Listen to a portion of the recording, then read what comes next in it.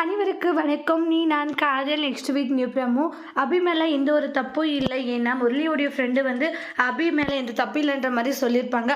அதனால ராக அபிக்கிட்ட மன்னிப்பு கேட்குறாங்க. என்னை மன்னிச்சிரு, ஏன்னா நான் உன்னை புரிஞ்சுக்காத உன் மனசை நான் ரொம்ப காயப்படுத்திட்டேன். என்ன இருந்தாலும் நான் அப்படி உன் மனசை காயப்படுத்திருக்க கூடாதுன்ட்டு ரொம்பவே வருத்தப்படுறாங்க. இங்கே பாருங்க, நீங்கள் அப்போவே என்னை நம்பி இருக்கணுன்றாங்க. இத்தனை டைம் நான் எந்த தப்பு பண்ணலைன்னு உங்ககிட்ட சொல்லியிருப்பேன். ஆனால் என்னோடய பேச்சை கொஞ்சம் கூட நீங்கள் கேட்கலன்றாங்க. இதே மாதிரி நான் உங்களை இது பண்ணியிருந்தா உங்களுக்கு எவ்வளோ கஷ்டமாக இருந்திருக்குன்றாங்க.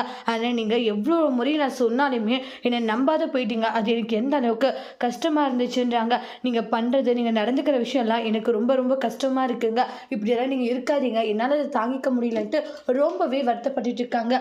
சாரி, என்னை மன்னிச்சிடு அப்படின்றாங்க. இனிமேல் நான் மனசை காயப்படுற மாதிரி நடந்துக்க மாட்டேன். ஆமாம், ஒவ்வொரு முறையும் மனசை காயப்படுற மாதிரி நடந்துக்க மாட்டேன்ட்டு, ஆனால் ஒவ்வொரு முறையும் நீங்கள் அப்படி தாங்க நடந்துக்கிறீங்கன்றாங்க. சரி, என்ன பண்ணுறது, எல்லாமே கிட்ட நான் அப்படின்ட்டு ஃபீல் பண்ணிட்டு இருக்காங்க. சாரி அபி, என்னை மன்னிச்சிடு. சாரி, நீங்கள் ஒரு வார்த்தை கேட்குறீங்க, ஆனால் நீங்கள் சொல்கிற ஒவ்வொரு வார்த்தையும் மனசு எந்த அளவுக்கு காயப்பட்டு இருக்கும், எந்த அளவுக்கு நான் வருத்தப்பட்டு இருப்பேன், அதெல்லாம் நீங்கள் கொஞ்சம் கூட யோசிக்க மாட்டீங்கல்ல. யோசிச்சிருந்தா நீங்கள் இப்படி பேசியிருக்க மாட்டீங்கன்ட்டு ரொம்பவே வருத்தப்பட்டு பேசுகிறாங்க அபி. அதோட இந்த ப்ரோமோவை முடிச்சிருக்காங்க. தேங்க்யூ.